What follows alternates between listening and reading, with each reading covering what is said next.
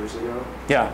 And some of this kind of time horizon or ability to kind of redeem yourself or change.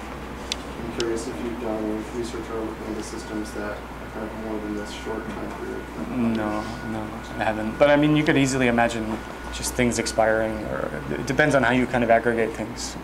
You could aggregate things within a time window, or what would be nice is, I mean, it's kind of a tagging system, right? I mean, it would be nice if there's a churn of the types of tags that people add. Back to the question about, in the back, you asked about why build a new system, right?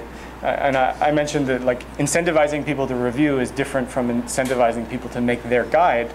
I think the types of expressions that you see coming out of a system like this are actually wildly different than expressions that you see coming out of Yelp.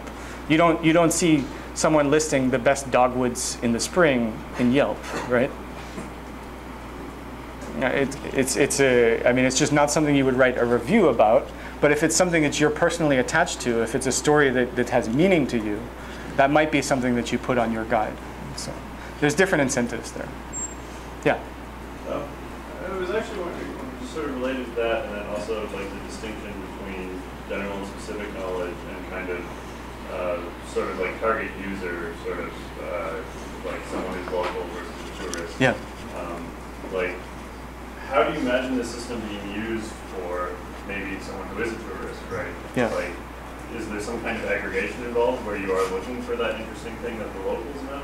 Or because I know, like, when I'm going to a city, if I know someone who's there and yeah. they can tell me something interesting, I'm not looking for the best pizza place. I'm looking for like the weird sandwich thing or whatever. Right? I think that goes back to this idea of a browsing system versus a search system. So you might have a general idea of the types of areas you'd like to go. I mean, that's one thing that's nice about a guide is that it's organized by